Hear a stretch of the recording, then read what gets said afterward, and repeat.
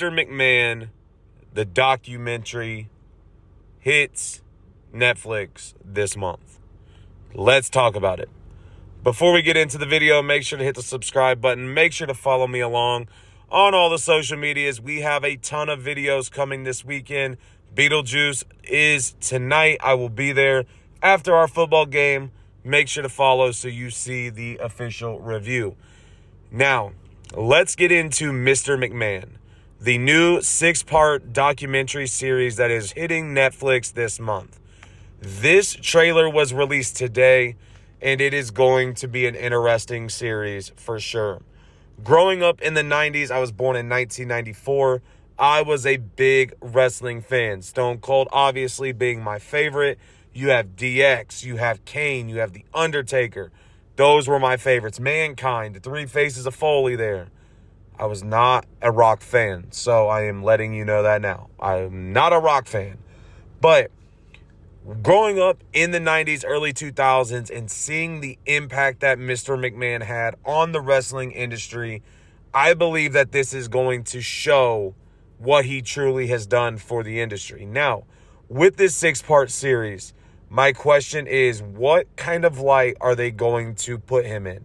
Are they going to put him in the light of this great businessman who expanded the wrestling industry, allowed it to be more successful? Or are they going to paint him as a villainous bad guy or somebody that tries to take the blame? Now, ultimately, we've all seen the stories that have come out about Mr. McMahon within the past couple years.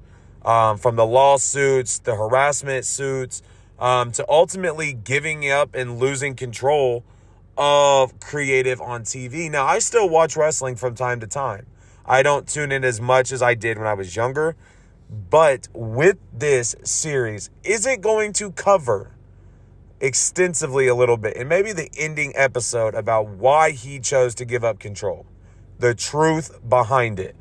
And I think that is what is going to draw people to this. Now, Netflix now has the rights, I believe starting in 2025, to Monday Night Raw. So with that, you know this documentary is not going to be edited, so the language will be there, the actual true stories will be there, but it's all going to be about how they paint him. Now, being honest, I never really cared for Vince McMahon that much. And I think a lot of it had to do with, I always thought, being a Stone Cold fan, I just thought he was always a terrible, terrible person. But that's what you're going to see when you are a 6-year-old seeing that there. Now, when you are looking at this film, I think it is very important that, or this documentary, it is very important that we get perspectives from other people in the industry. And so what I'm really interested in seeing is what former wrestlers are going to appear. What former wrestlers are not going to appear.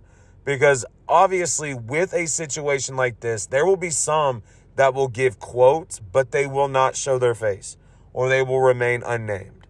And so with this documentary coming out this month, this is something that would draw me back to Netflix.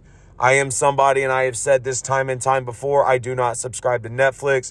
I'm not a fan of a lot of their content they put out. I feel like it's forced. But this is something that, as a wrestling fan, will get me to subscribe to Netflix, at least for the month. Drop a comment below. Let me know 2 things. Number 1, who is your favorite wrestler of all time? And number 2, what do you think we are going to learn from this documentary? So make sure to hit the subscribe button. Make sure to follow me on all the social media pages. Stay tuned for the videos we got coming this weekend, and I will talk to you all later.